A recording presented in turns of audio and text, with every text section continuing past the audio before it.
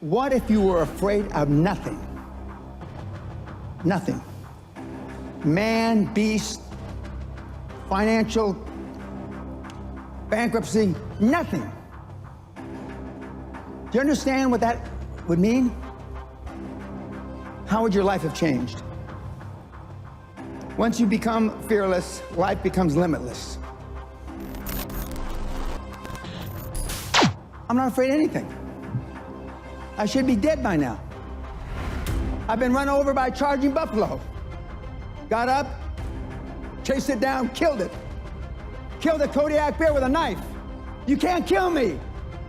I believe that with all my heart. You can't kill me. And of course, the people that I've talked about, Andrew Carnegie, Henry Ford, Rockefeller, Steve Jobs, they're all tough. Snowflakes melt under pressure. In 1986, the average man's handshake pressure was 118 pounds. 2016, 96 pounds. Testosterone levels in sperm counts tested 50 years ago, and today they're producing 60 to 70% the amount of testosterone levels in sperm counts as they did. We're dying out. They're deathly afraid of everything. Everybody's scared to death of what might happen, and so they want to come across as your friend. It's like my snowflake test. You know, the first question, paraphrasing it, what would you do if somebody spit in your wife's face?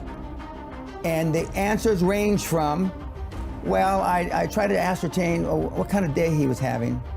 And if he had a bad day, I try to be understanding. I'd be in prison for murder. I would beat the guy to death. Is that what we need today? Everybody? No, I'm not saying that's me, though. Okay. But I am advocating that the guys act like they had a pair. There's never an easy time to make a hard decision. Never. But what you have to be able to do is pull the trigger, take action. And reading books and listening to podcasts is not taking action. It's just another form of procrastination. The main differentiation between the high-performance people is they believe in the extraordinary. Remember yesterday I said you're never going to exceed your highest and wildest expectation. For those of you that want to be a millionaire, you're never going to make 10 million. For those of you that want to be 10 million, you're never going to make 100 million. For those of you that want to make 100 million, you're never going to be a billionaire. Because psychologically, see, your subconscious doesn't know you're full of Your subconscious starts to slow down. When you get, let's use the 100 million number, at 75, 79, 82, 89, 91, and then you're asleep at 96 million. And you may stumble over the goal at 100 million by accident. I have 3 regrets in life. 1, I'm a combat-trained Army officer who never saw combat. 2, the night before my mother died, I told her, God damn it, you're not gonna die, quit f***ing around. She's dead in the morning. And the 3rd, I didn't set my goals high enough. Jack Welch said it much better than I.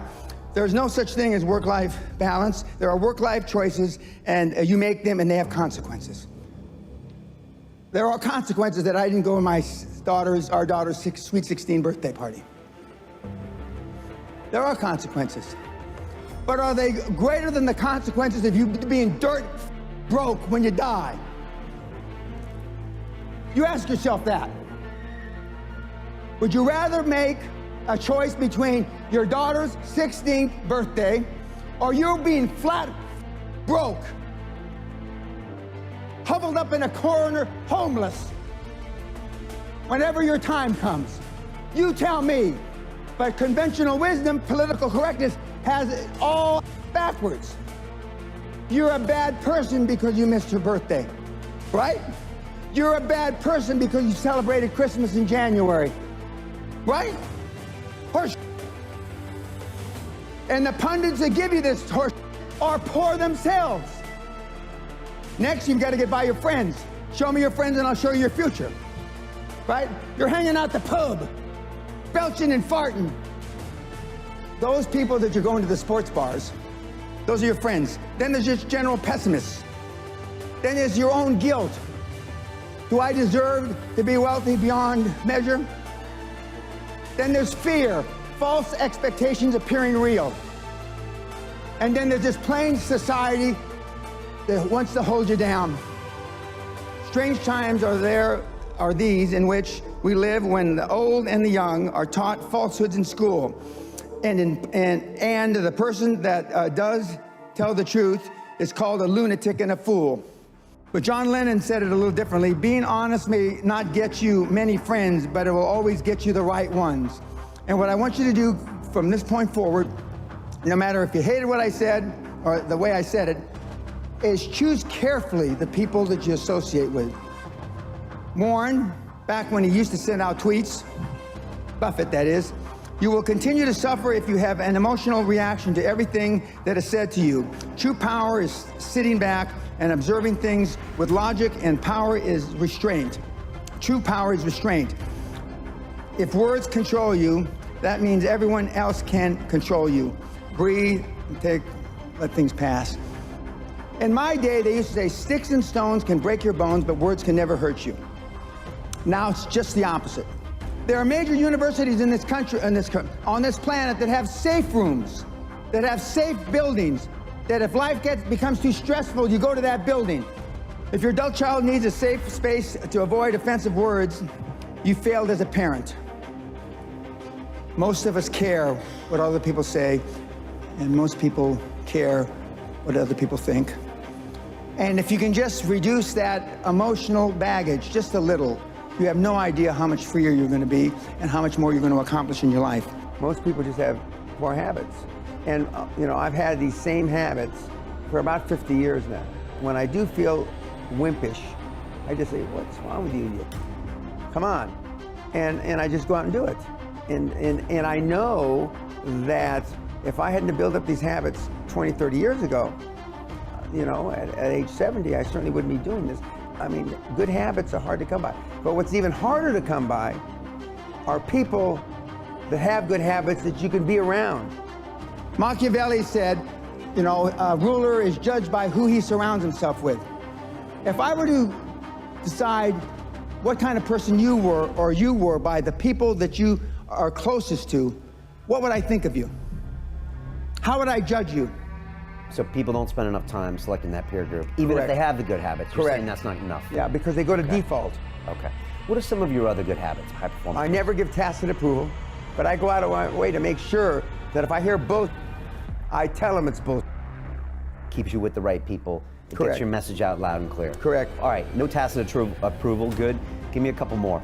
Sam Walton's sundown rule. That means that before he left the office every day, everything on his desk, every message that came in, he answered. So I clear my desk every day. All right, so over-communicate, and other people should too. The thing that most of you lack in is time management. The reporting system I use is the reporting system I use as a young officer with NATO. And it's basically, what are you going to do? What are your goals for the day? What did you accomplish yesterday? And challenges. And then the following week, you didn't, when you say what you accomplished, if what you accomplished doesn't relate back to the goals you had set for the week, then there's a disconnect. Well, if you said you were going to do this on Monday, and then on the next week you didn't do it, didn't you do it on Monday, you didn't do it the whole week. And challenges come up, speed bumps, I call speed bumps. You broke your leg, you did this, you did that, now to me, those aren't speed bumps, When I showed up for my meeting with Klaus Kleinfeld in a wheelchair with a drip, well, I was almost dead 3 days before. I mean, that's commitment. Kids are not programmed for success, but once in a while there are kids that were programmed. That's little Tiger Woods when he's 3 years old on television, showing him how to hit a golf ball. The Williams sisters were programmed for success since they were little. I was programmed by accident. What have you done to program your children for success? My dad only had one goal for me growing up, to keep me alive till I reached the age of reason. So my mother spent her whole life trying to make me what she wasn't. Can you say the same for you, your parents, your children? No. So I'm not here by accident. And yet I still push the envelope. I believe with all my heart, you were meant to achieve. I believe, and this is the only religious thing I'm going to say, is I believe whoever the put us here, however the we got here, we were put here to be all we can be. not a fraction thereof.